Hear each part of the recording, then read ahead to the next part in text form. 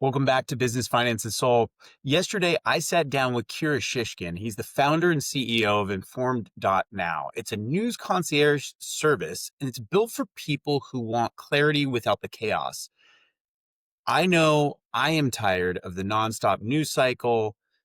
It seems to be dominated by left-leaning or right-leaning bias, and informed.now is that new solution.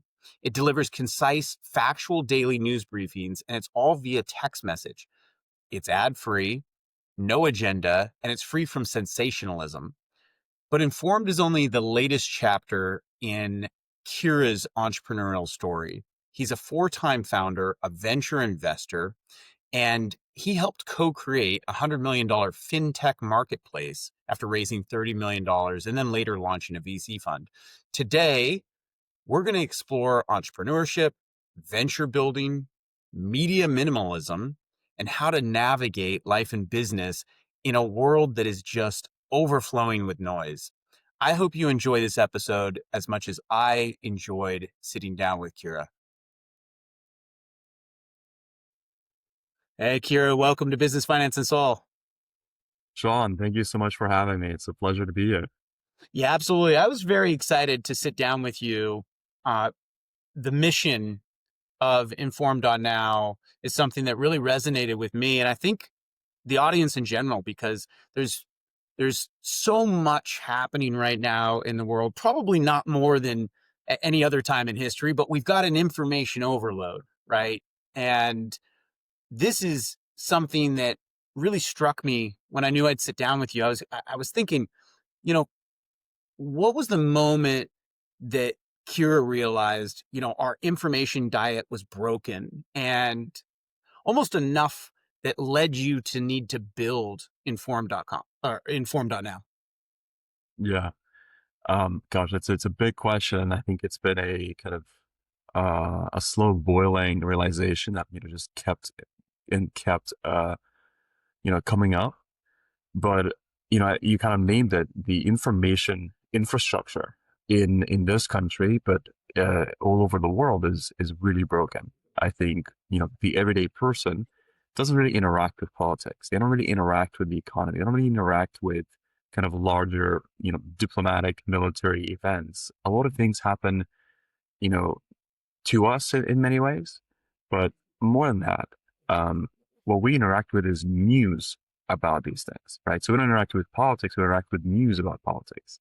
We don't really interact with all aspects of the economy. We interact with, news about the economy, news about technology. And there's this narrative layer that exists between, the everyday person who's going through their day and what's actually going out there.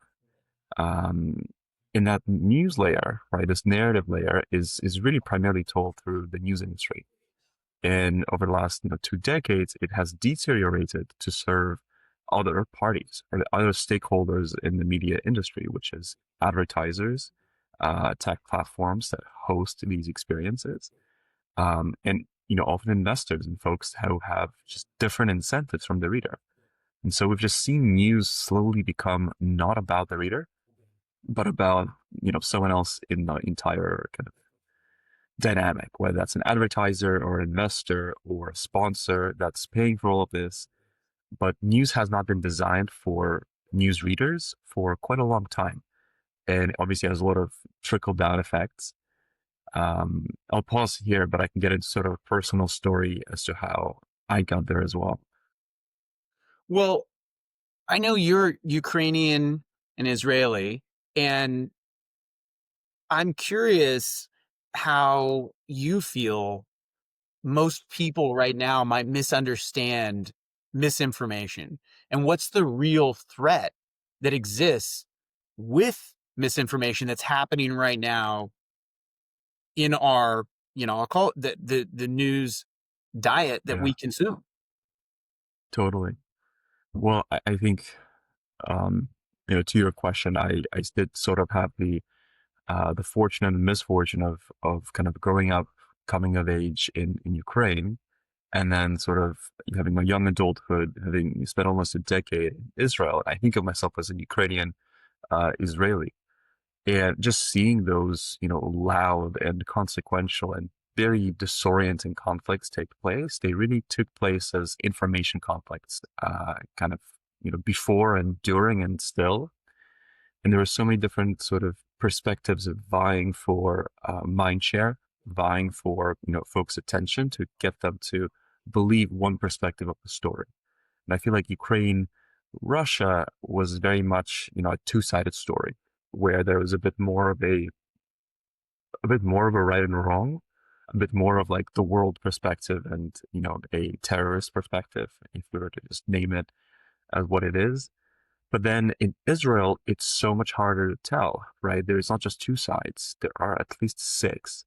And everyone wants to be involved. Everyone wants to be somehow involved in that conflict. And even within each country, right, whether it's Israel or the US or the Arab League as an organization, there's so many different perspectives. And so it was this multipolar split. That's what kind of led me to realize, okay, it's not always just two-sided. There could be all these other perspectives that are also vying for attention. I think that to a great degree has sort of inspired me to see like, wow, like having information that lets you make up your own mind without having to adopt an anchor's mind or some sort of personality news perspective is really important. And when I came to the United States, also about a decade ago, um, gosh, I thought you guys had it figured out here. And, learning that, we're in the middle of a social, a cultural civil war in America has been quite an interesting realization. But I think we are since 2016, in fact. And truth has been deteriorating as a tool of enfranchisement, and the way media is run in the country, similar to many other countries, but it's a shame we have that here, is very, very broken. Very broken. I think it's imploding under the weight of its own bias, sensationalism, like structural sensationalism, and solicitations all around, all across the news reading process. So I don't know if that answers your question directly, but it's sort of my whole ammo. I think that, and it does, and I think that what it shows, and that's why I wanted to highlight where you've come from, especially two polarizing uh, nations that have been in the news a lot in American news, and there's been really two sides, both for Ukraine and Israel, uh, in the last couple years, right? That has split a lot of American mindsets based on the news that they're consuming. And so I think one of the things that I was really interested in with informed.now is most industries kind of go through this capturing moment. We've seen it with healthcare and pharmaceuticals. We've seen it with legacy media getting captured by a narrative, industries that want to push, their perspective. How does informed.now assure and you know I guess promise the readers, the consumers, that it's coming from a neutral place? Yeah, I think you're definitely right to sort of point out the partisanship that exists in like the legacy news media landscape. And I actually believe, and that's sort of the perspective of the company and our team, that bias, right, slant isn't something that just happens accidentally. It's intentional, right? And when you remove that intention, like we have in our case, it's actually not that hard to be neutral. It's not that hard to be objective, as long as you don't have that ulterior intent, right? And so in America, all around the world as well, but especially in America, there's a strong kind of like my team, your team partisanship mentality and a culture around it, right? It's around our sports teams. It's around, political parties. There's a very strong kind of red and blue, us and them type of partisanship. And the news media reflects that and I think enables that to such a strong degree. they kind of find their own readers and say, okay, we're going to serve this type of reader that's already excited about, blue topics and blue perspective. Or we're going to find a red type of reader, I'm talking about the political colors, and, really focused on, convincing them of what they already believe in. In our case, we target the type of individual, maybe it's a frustrated millennial or a kind of no tolerance for BS Gen Z, or, a Gen X who is really looking to, have a refreshing take on news. We focus on folks who are so done with the legacy news media approach to the kind of partisan, emotional, triggering news. And so we both attract that type of person and we serve that type of person. Now, how do we do it? To answer your question more directly, we have a secret weapon, and it's a really obvious one that I just think the industry has been neglecting to leverage, but neglecting to wield, and it's primary sources. Instead of regurgitating content from other journalists, which so much of the industry does, we actually have our own muscle for going to the primary sources. And we flex that muscle more than 2/3 of the time. If you look at a common text that we send out, as you mentioned, our format is text-based. 2/3 of the topics on any given day are likely to be straight primary source informed, which means we didn't have to go and talk to the red, talk to the blue parties and figure out where the truth is. We could actually go directly to the primary source, whether that's a Supreme Court ruling, whether that's a bill of Congress, whether that's an announcement by the White House, or by the United Nations, or by the central bank, or by another country, or by a corporation. We're able to go straight to the primary source and see what the ground truth is before it gets regurgitated, rephrased, reinterpreted for the readers. And we limit ourselves to a very minimalist communication. We just say what happened, where, when, what is the immediate context of this event. But we stop short of saying any more than that, which allows us to kind of stop short of commenting, stop short of interpreting. And that's where we hand it over to the reader to make up their own mind. Yeah, With all this, yeah, it's quite easy to be neutral when you're true to primary sources and you're not trying to say more than the essentials. Just wanted to kind of wind that up. yeah, you're not coming in with an agenda to give an opinion. You're coming in to deliver the actual information, the facts as they are today, and then leave it to the consumer to form their own opinion. And I think what's happened in in the U.S., certainly around the world, with the growth and integration of technology, it's really separated a lot of community that used to exist within our human existence. And we are, we're tribal by nature, right? That's into our DNA. We need other people. We're looking and trying to be part of something, groups, or this is what you said, through pro sports teams. Some people get it then through choose the red or the blue, my side. They identify with something that, you know, is to satiate that need to feel like they belong. And I hope the pendulum swings a little bit to where we get away from channeling our tribal instincts toward separating ourselves into something that brings us together and, showcases really how similar we all are.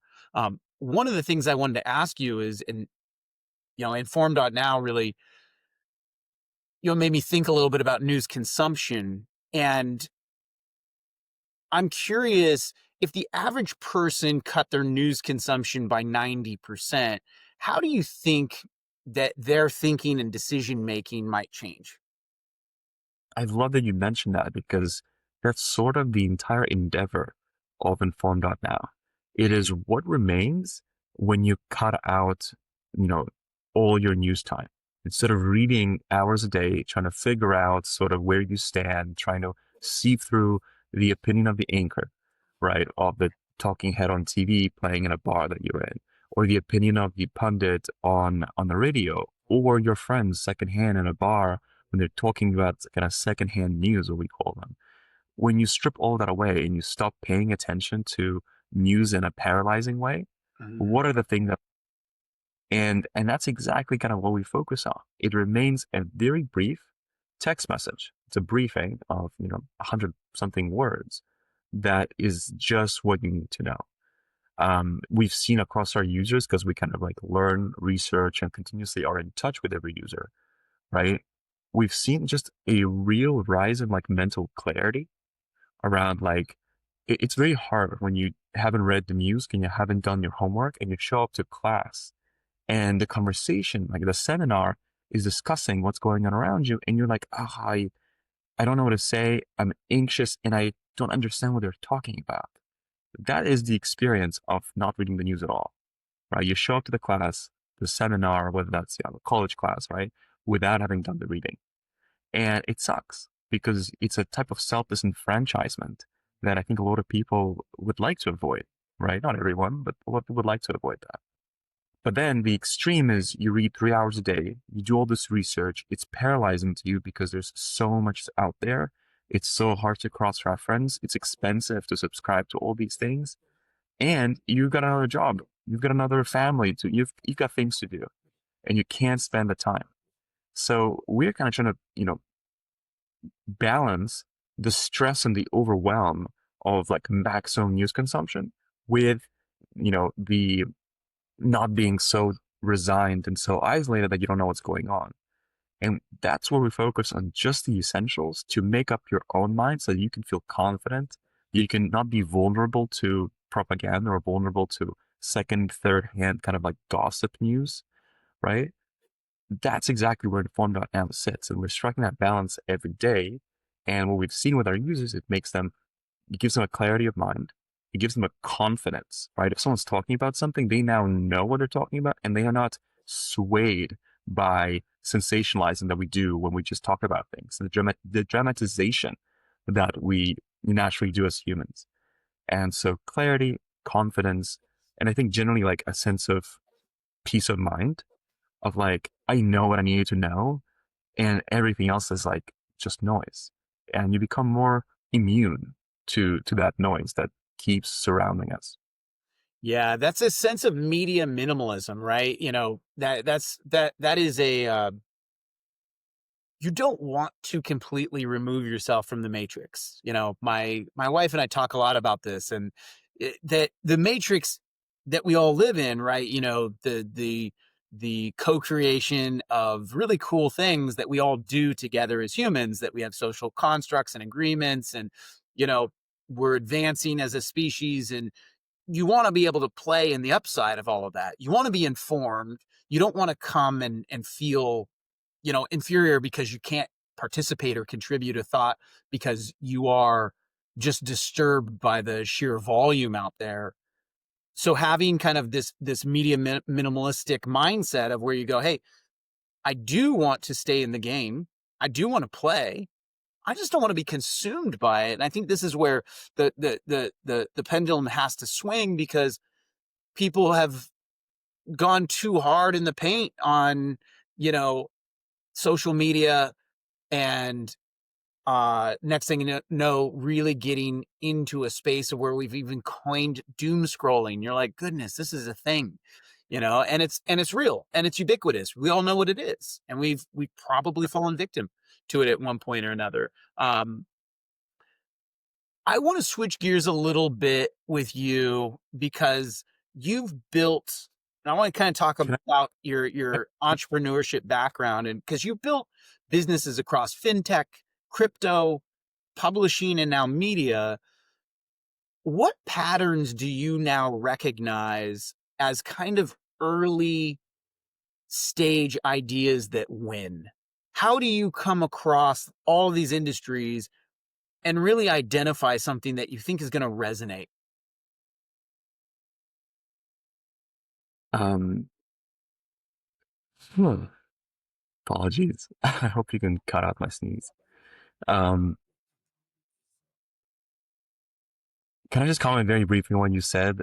last because I think it was really powerful, and I just think it's just great. This idea of like you naming it as kind of media minimalism.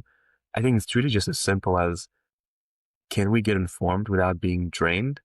Like, I believe we can. I don't believe the tools we've had so far let us do that, but I don't think that's a crazy ask. I don't think that's a pipe dream. I think being informed without being drained is a human right? It should be a civic kind of public service that just is available. And that's exactly what, informed.now is aiming to create, and what we are actively creating each day with our work.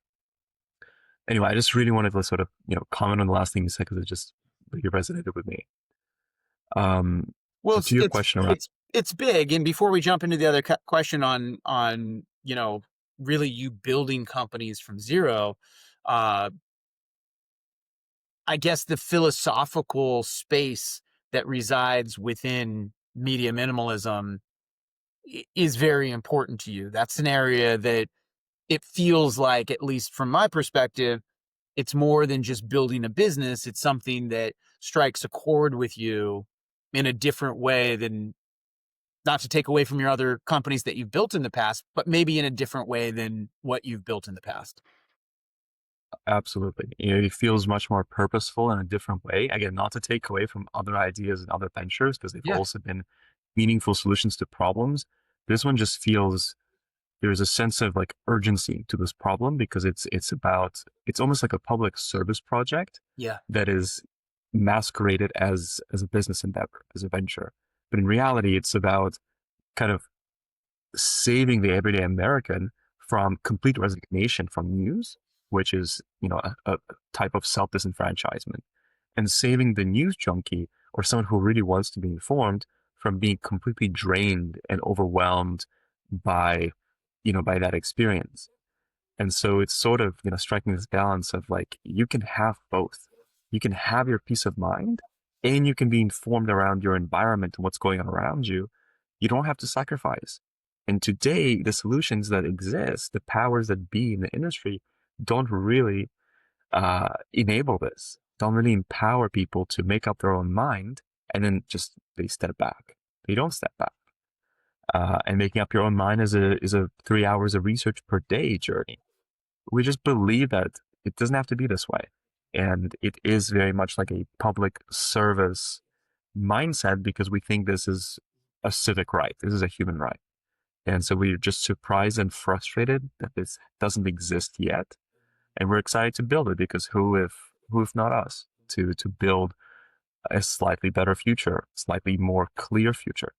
I mean, it sounds dramatic, but that's because it is. Was this born out of a natural plan of succession in terms of what kind of venture you wanted to build next? Was this something that you had an industry that you wanted to focus on in the future? Or were you just trying to scratch your own itch, saying, this is something that I want. Why doesn't it exist in a way that's meaningful for me? How did that come about? Totally. And I think it's very personal, and it's not a plan. Like I can't say that, doing the ventures I was running on before, they were much more involved in like, you know fintech marketplace and like software and things that are a bit more like niche in some way, but also a bit more kind of multi-sided. It was just a different environment, right? Like the business I built right before this one, that I've, helped build with a larger team, was an expert marketplace. It was a two-sided expert marketplace within the Intuit kind of conglomerate. And it was so different. It was so different. The business before that with crypto mining was completely different, problem, different solution space entirely. This one, it was not planned. It was something I felt pulled into because of this sort of zeitgeist that's happening right now, which is folks have lost the power of facts to such a great degree.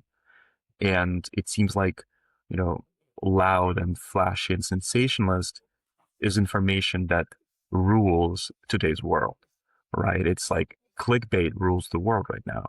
And I just felt that that wasn't right because I've seen the stakes at their highest levels in Ukraine, in Israel. I've seen like how important it is to have, you know, information integrity and the ability for folks to make up their own mind. I've seen that independent thinking is needed most today. It's been needed most yesterday, but it's also needed most today. Seeing that America is in a cultural civil war, with itself, it really sort of pushed me. It pulled me into this space. And I can't say I expected, a few years ago to be kind of an entrepreneur in the space at all. I didn't expect it. But I'm very happy to be here because I think we're seeing success and we're seeing traction with folks that are feeling helped by us, and that's why we do this work. And so that feels really right.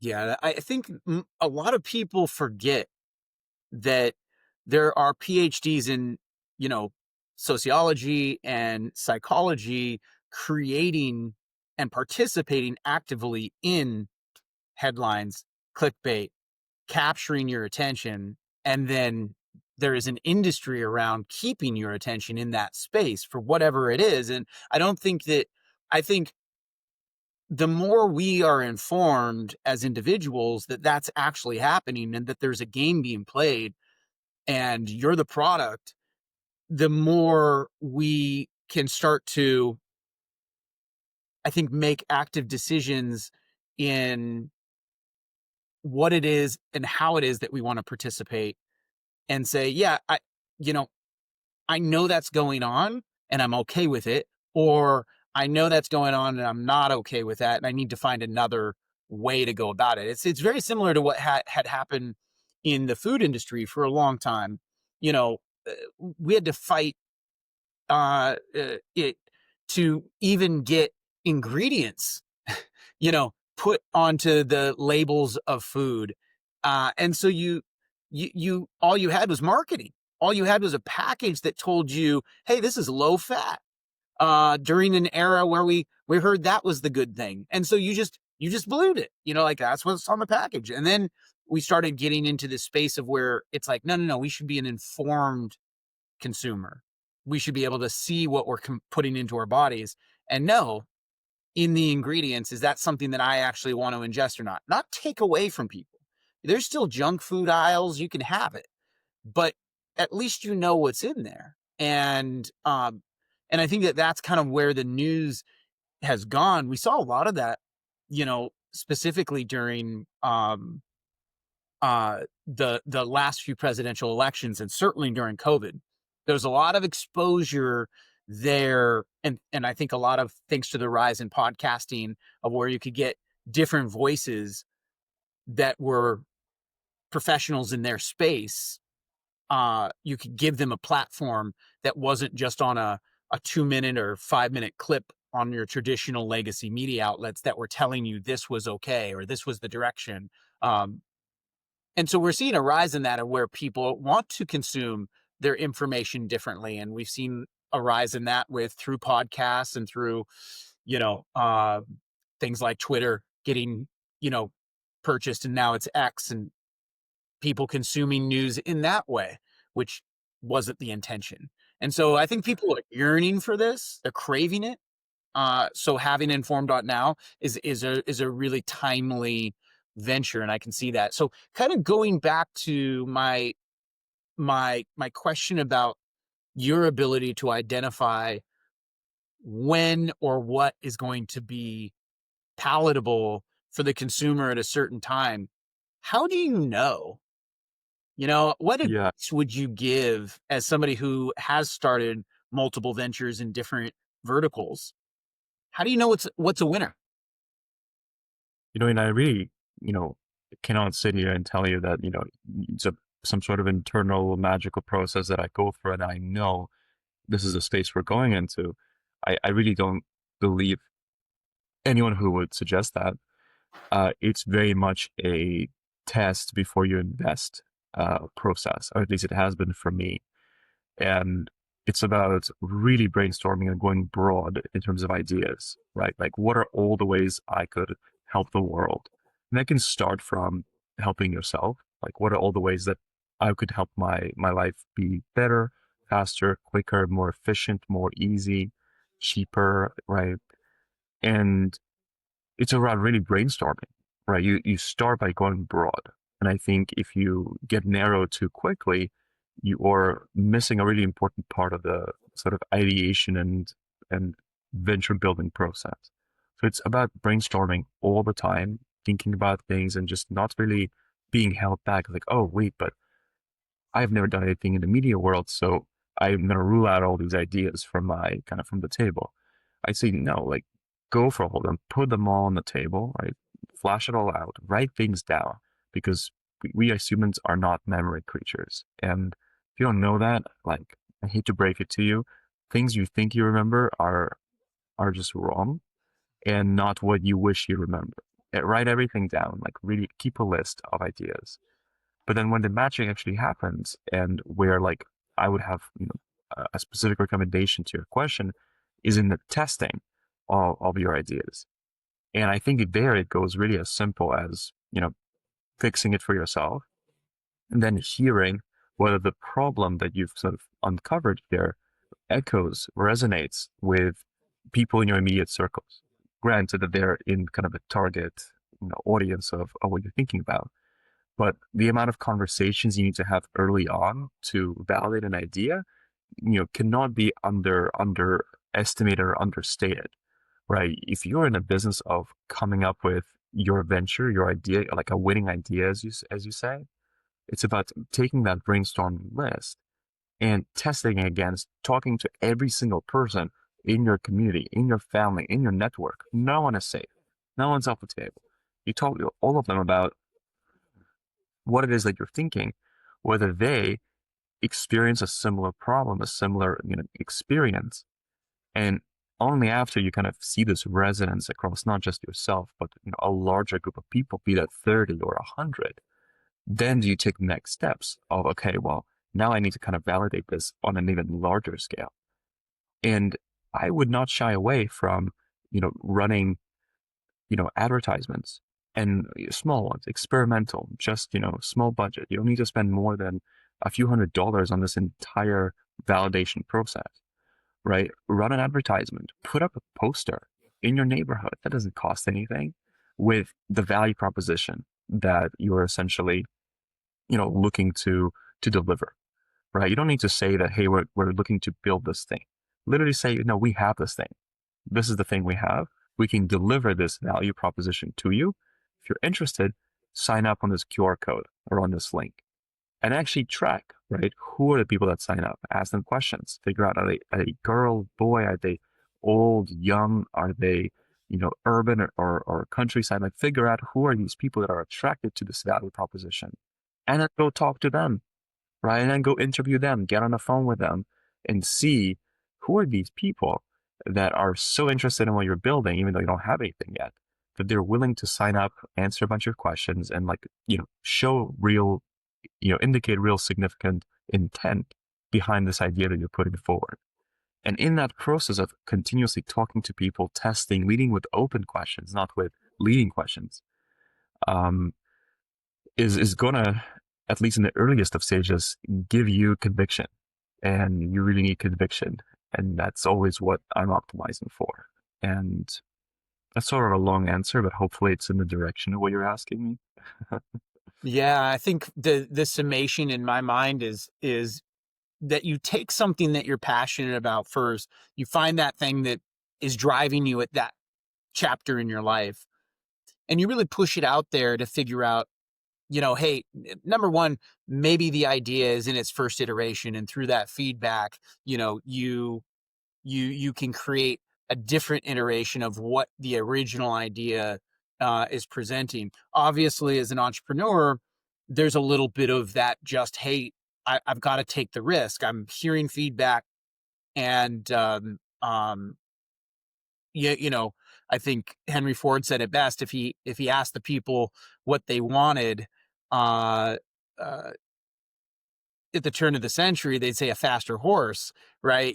For transportation. And so people don't always get it right, but you want to get out there and hear what is that feedback, and maybe you can surprise them and wow them with the venture that you actually have, something that someone hasn't even thought about. Uh, I'm curious because you've had kind of two paths. You've had the venture that you built within Intuit. I think that grew to be what, $100 million Yeah, segment within Intuit. it's and I don't have the exact numbers anymore since leaving, but it's grown to be, the largest, one of the, I would say probably the largest, if not second largest bet within the TurboTax portfolio, which is a $4 billion business. And as a marketplace, it's about connecting taxpayers, tax filers with tax accountants and creating those relationships in an independent, facilitated but an independent way. And yeah, that venture has now grown to, I think definitely beyond nine figures. I just would have to look at the 10Ks to see where exactly it's at after a couple of years. I'm so curious, what was the big unknown in that space? I mean, these are two different, ventures in terms of how you're going about uh, acquiring your audience and learning, what that landscape looks like. And also just from a reporting structure, you're inside of an organization that, presumably wants answers and wants kind of maybe a more predictable line toward success.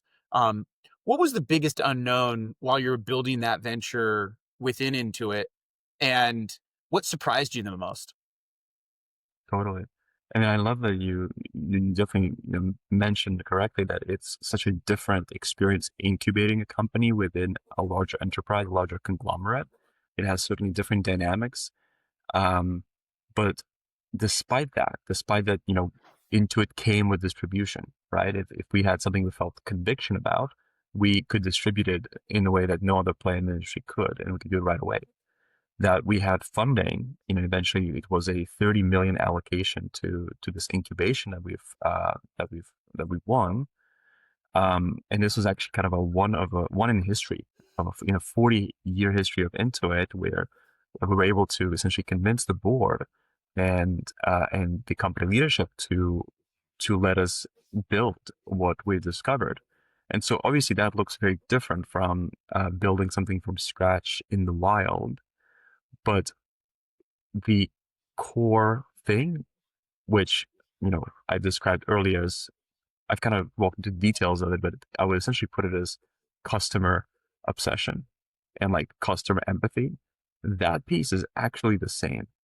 And it almost like does, it gives extra reinforcement and support to what I was mentioning earlier about like, hey, this is the process you have to follow, listening to your customer. The fact that even with distribution and funding and reputation and brand that we had within Intuit, that still was the like the thing that got folks conviction, the thing that was able to win us that large kind of an internal investment and launch this company. It was an obsession with the customer's problem, but that wasn't just abstract or theoretical. It was tested through hundreds of interviews, right, directly with people who are going through the process of tax filing or the process of building a tax accounting business and talking to them directly. And it really followed the same sort of ripple structure of initially we observe a problem and it's abstract, right? We don't know what it is. We kind of understand it generally, but we can't really relate to it. And then starting this first ripple of talking to everyone we know, right? The easiest kind of low hanging fruit reach of who can we talk to that has experienced this before, right? And everyone's been a tax filer. Then, larger and larger ripples. And with it into, we have the tools to, go from, 30 people to 300 people to 3,000 people very quickly. But the, the motions were the same, is validating demand, testing demand from the customer in a very kind of true sense of not suggesting an answer, not sort of thinking we're experts and just this is what we're going to build for you. Should you be so lucky? But really creating an environment where we can let the customer feedback and the customer voice guide everything that we're doing.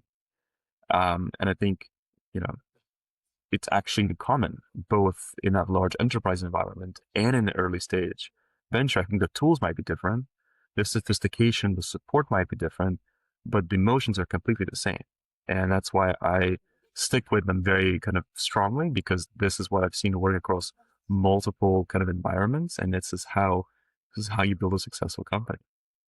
I can see the threading uh, stitched together through your education in economics and abstract mathematics, and then now, kind of bringing in philosophy, especially as you get outside of crypto and get out of fintech and more towards media and news. uh I and I can see where those areas of your background are certainly intersecting. I'm curious on just one thing I want to double click on before I kind of jump into another subset of questions, but something that you mentioned, raising capital, $30 million. dollars. I think I'm noticing a trend with your answers, which is you really are kind of designing a template. I don't know. This is a physical template that you say, hey, this is a script I stick to in order to build, a successful venture, or if it's something that's just inside of you, that now through repetition you kind of understand what you need to do through this process to build something from scratch to scale. How do you evaluate ideas versus teams versus timing when you're deciding to build or invest, whether or not that is saying, hey, I'm going to invest in this team, within this new division and into it, we're going to spend the money in this way. What kind of process do you go through in terms of ideas and teams and timing?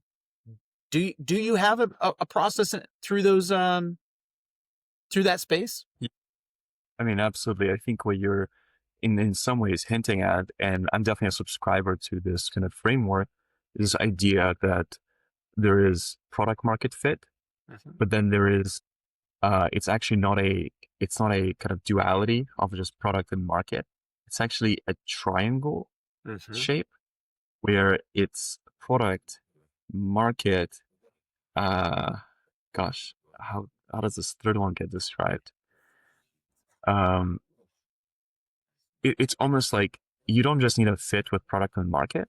You need to evaluate the fit of the product to the market, the product to the founder, the product to the timing of it all, and the strategy that it's following. Because it's possible to have a product that is good, but the strategy of how it is distributed, right, or maybe the founder doesn't doesn't align with kind of the market timing. It's sort of, you need to get more things right than just product and market, right? And so I think of it as almost like, a little matrix upon a triangle of there are things that matter.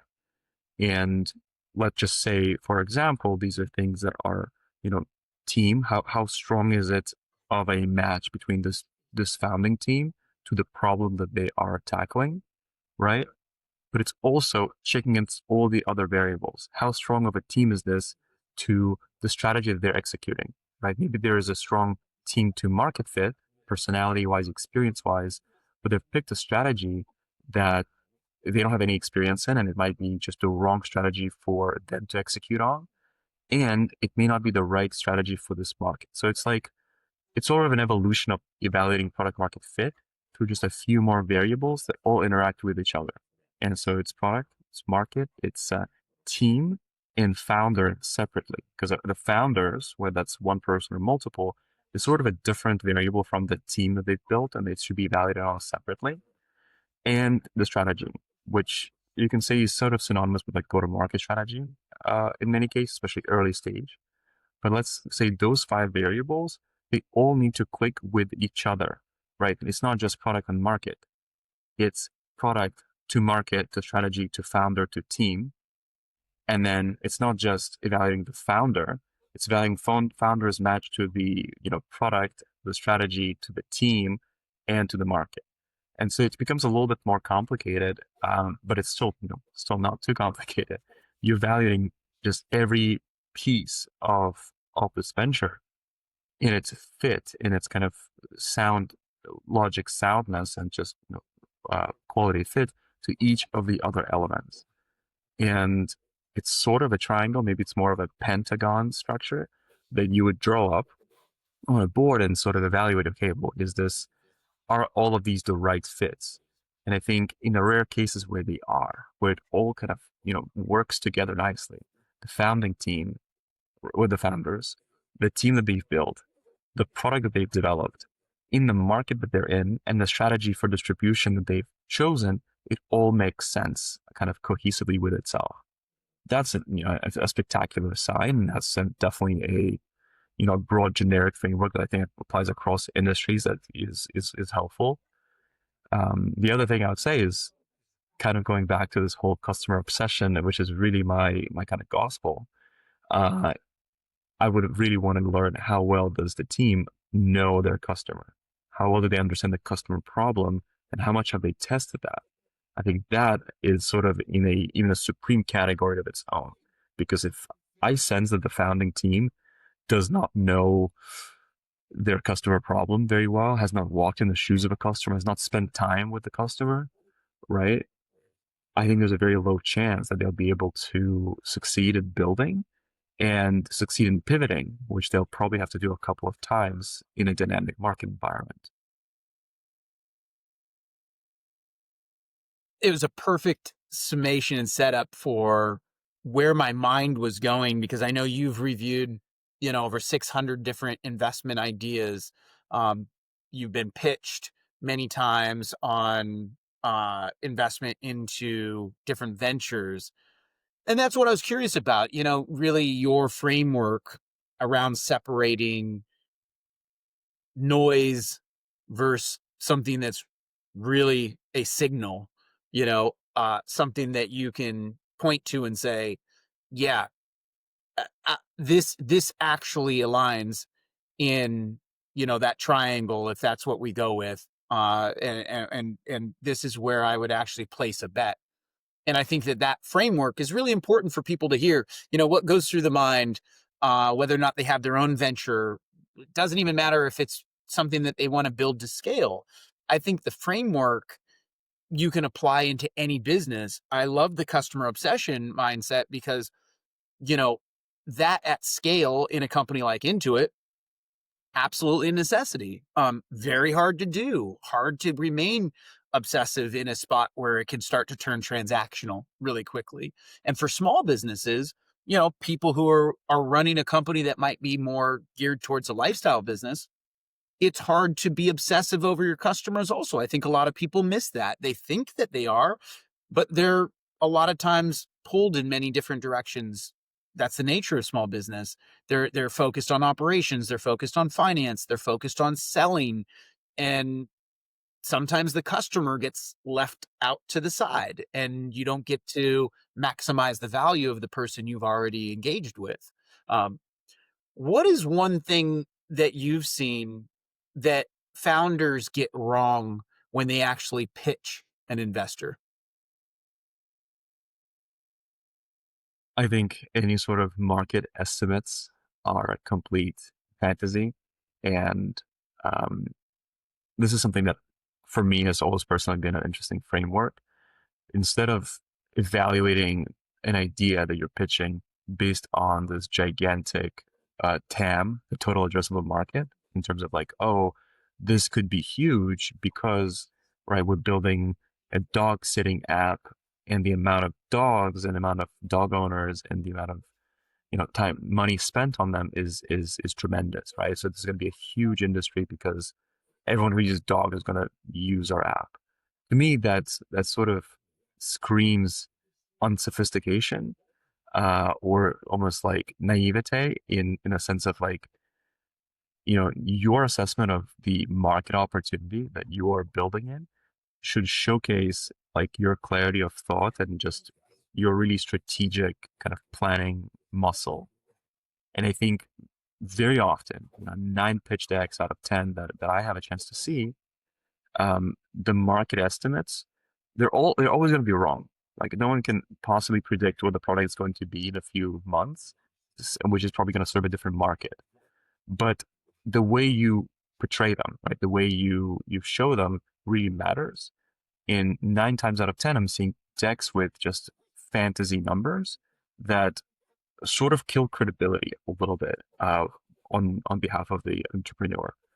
To me, I think it's very powerful to look not always at this like overall huge pie that will change as you change your product, and you can't really know and predict it firmly and fully. Looking instead at the beachhead, at the kind of immediate reach of the product, right? It's like, hey, if for example we didn't invest in you, would you be able to survive the next quarter, the next 2 quarters? Uh, if you aren't, you need to have a really good reason for why what you're building is still worthwhile. If there isn't the immediate validation of people willing to pay for your product. And so I think showing the beachhead of like, hey, this is the impact expressed financially that we can have on customers in the next quarter, or that we're already having because we're already in the market trying to do these things. We have paid pilots, we have sort of, converting free trials, um, showing that initial traction, even if it's tiny, right? Instead of talking with this big picture, big TAM numbers that I think more often than not kill credibility rather than build it.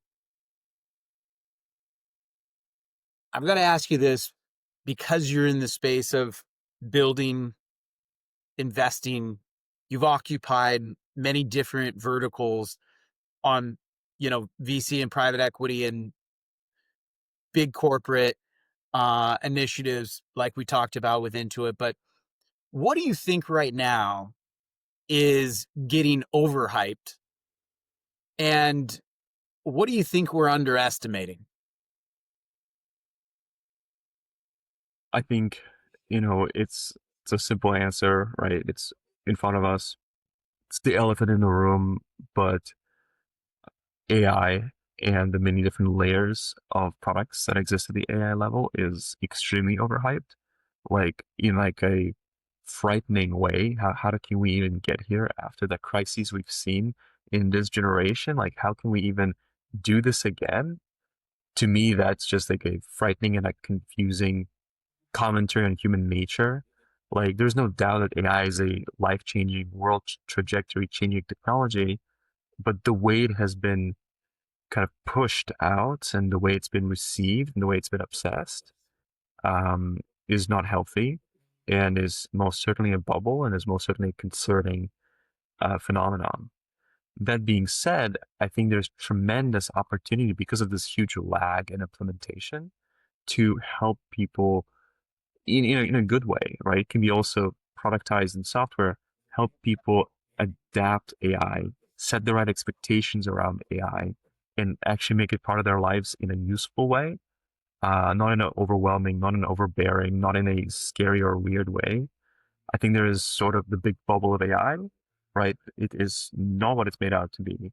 Most people don't understand what it is in the first place, and that's okay. It's just not okay to make large bets on on that misunderstanding. Um, I think that's the big bubble. That's the big overestimate. I think the big underestimate is how much help people need to adapt to it and like adapt it in their business or in their daily life. I think there's a huge opportunity hiding there that is not going to be easy to articulate and scale. It may be sort of a wave and a generation of companies that help you do that. I don't know if it's going to be an Uber company that will, you know, facilitate AI adoption. I'm not sure about that. I think it's going to be more of a generation and a wave of companies. But I think that is very much needed because there are all these strong and loud bubbles, for example, on Twitter, X, or on LinkedIn, in Silicon Valley where, where I sort of dwell a lot, that, people are very far ahead on AI. But if you look at most of the country, most people don't really understand anything about it. And there's a real risk there for being left behind in a meaningful economic way, in a meaningful social cultural way, in a meaningful, equality way, right? There's going to be a real sense of disparity if the rest of the everyday American population is not welcomed into the AI space. And so that's the big underestimate, is helping people adopt it. I think that's a meaningfully different space from AI itself, but I think that's one where there is no hype there. There needs to be more hype. There needs to be more, more energy, more horsepower in that part of our life.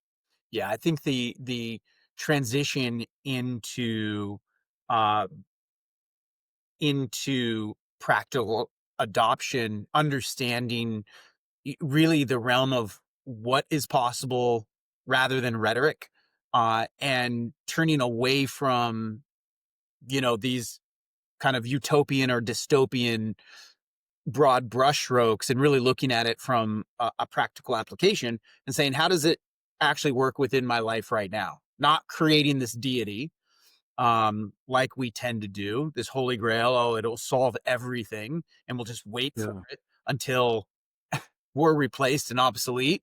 But it's more along the lines of saying, hey, how can I integrate it into my world currently? And when you do that, I think you see the limitations firsthand of what it's capable of and what it's not capable of. And you start to understand, the power of it, but also the inherent overhype that happens with anything that's novel. Um, and if we only leave it to the experts to market it to us, of course, it's going to come, with a slant.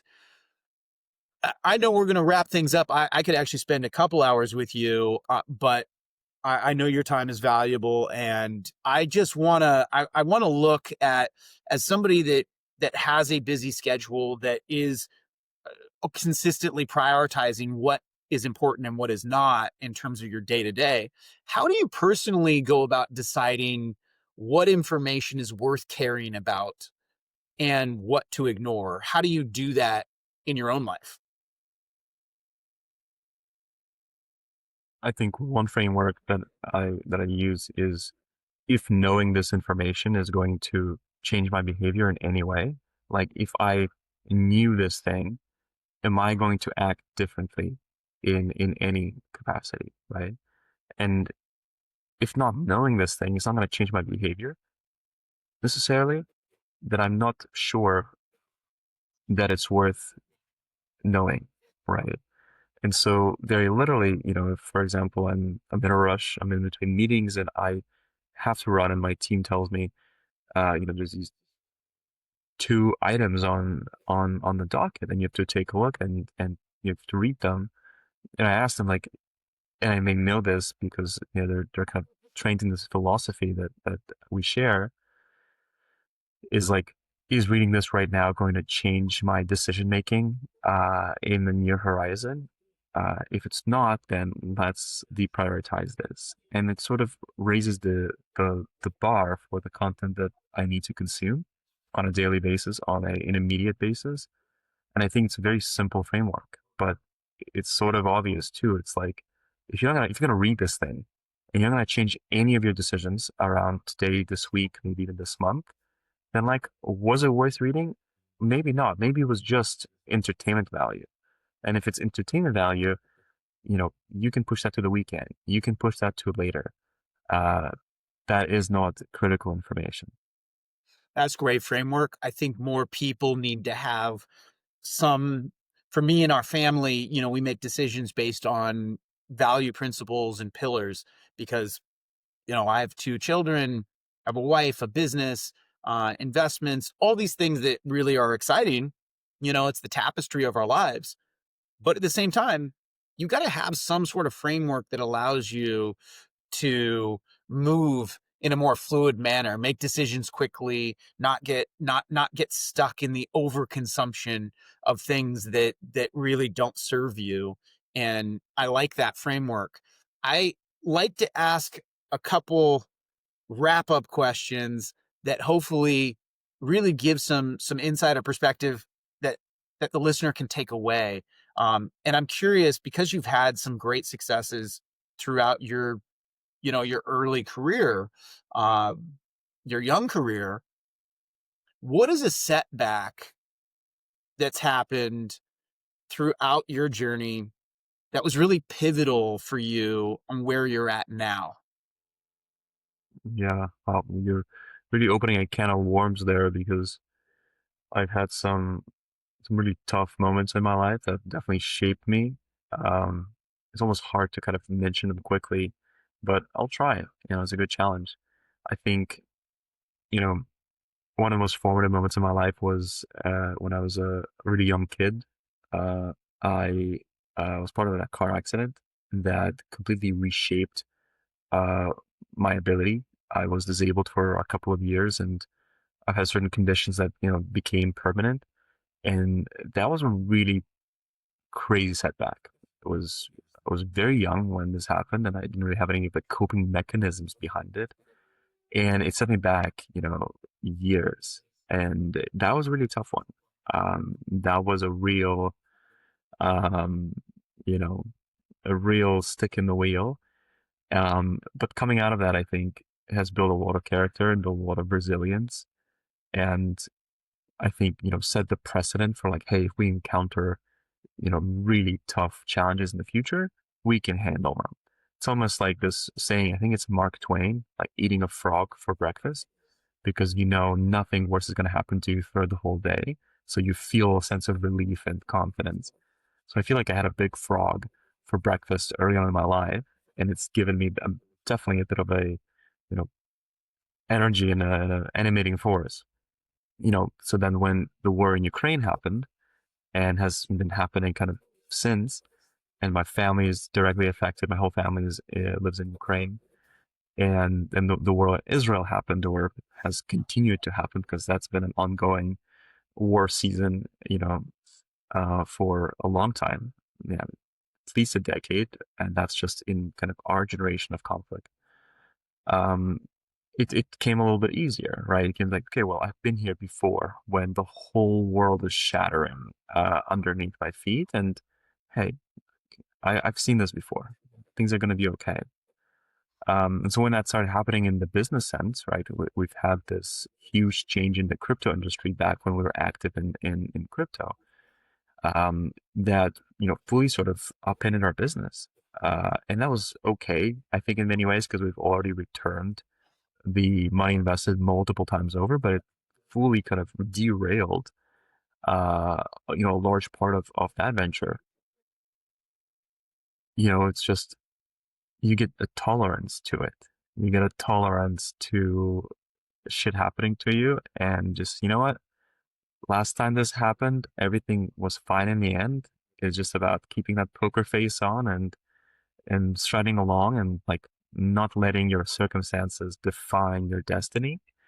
Uh, I just think I had a lot of practice at that from a really young age of eating frogs, eating a lot of frogs since a young age. Yeah, that's just it, isn't it? It's traumatic events or experiences that you could actually harness for momentum. And Yeah.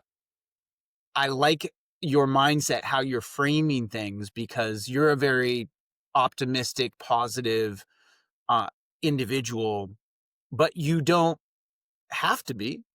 You can actually harness your trauma for, uh, a negative or victim mindset of where you actually use this as a propellant for, self-harm or self-sabotage, things that people do in their everyday life that they don't have to do. I love that, and I appreciate you sharing that story. I'm curious, what do you think's one thing that more people should, well, I guess, what's a question that you believe people should ask themselves more regularly? I think, well, gosh, I have a lot to share on that.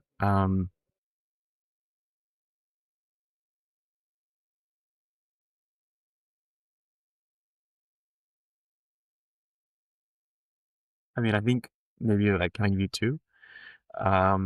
there's one that I ask myself like every day, and every time it's more of like a routine question that I think is really healthy to just make part of your daily function, which is just, is this the best uh, thing I could be doing with my time? Just all the time. When you're picking up a job, a task, you're waking up, whatever you're doing, just keep asking yourself, is this the best thing I could be doing with my time? Because you're limited more than we ever know or can know, right? Is this the best thing I could be doing with my time? This applies both in terms of a work day, like what are you working on today? In terms of, what are you working on more globally, whether it's a company that you've joined or a company that you're building, or even beyond that, like, where you live, which city, which country, who do you spend time with? It's just this constant reassessment of like, is this the best thing I could be doing with my time? I think is really healthy and is very obvious, but making that into like a habit check-in with yourself can be, I think, helpful. The question we actually ask that's very related to like the work we're doing with Informed, but I think is also a big testimony or connection to like my whole life story is where are the places in your life where like your attention is being hijacked? Because I'm someone who believes that your attention and your focus is like your superpower. As a human, we all have a superpower, and it unfolds, it gets wielded when we have our focus to ourselves. And so I think just asking the question of like, where are elements, where are places, where are moments in my life where my attention is being hijacked, and just being mindful of them, right? Is like, why is that happening? Why am I part of those spaces? Why am I consuming this content, or am I part of this process? I think safeguarding defensively your attention and your superpower is really important. And so it's almost like a defensive and an offensive question. And like one is like, where is my superpower under threat, or being vulnerable to something, right? Protecting that. And then offensively is like, hey, is this the best thing I could be doing with my time? It's like, let me recalibrate. Let me make sure I'm in the place where I'm having the most impact on myself and on the world around me. And so it's almost like a defensive and offensive uh, double answer to your question. Yeah, you've kind of jumped into my head because that is really how I go about, evaluating where I spend time and not to get pulled into areas where I regret it later, where you say, gosh, I really wasted time. And that's not to say that that doesn't happen. We're human, but to have that framework, and I appreciate you sharing it. Um, Kira, Shishkin, you are doing a really amazing job bringing, informed.now to the market, pushing it out there at a time where it's needed. We as consumers, uh, as a nation right now, we are in a very polarizing time, and I think that you're meeting that moment with Informed on Now, and I really appreciate you sharing your story, sharing some insights, and I want to find out, where can people follow you and your mission. Absolutely, and thank you for saying that. Thank you for helping me share my story, and that means a lot. Kind of share this mission with you. Um, Inform.now is both our name and our website. So going to Inform.now, you get to learn more about what we do, why we do it. Engage with the product. Try it for yourself. It's for you to start and for you to experiment with. And for me personally, I'm very friendly on LinkedIn, and so if anyone's interested in connecting, sharing feedback, sharing stories, my door is always open, and I really believe in the and I believe in the power of being a friendly person, and so I'm always open to a connection, a message, a chat, and I would be glad to connect with anyone who is interested in sort of my story personally, connect on a personal level, or in the story of informed.now, which is really a story of media mindfulness and how we can make that a status quo instead of an exception in today's world. Brilliant. Appreciate you, Kira. Thank you so much. And until next time, everyone, stay curious.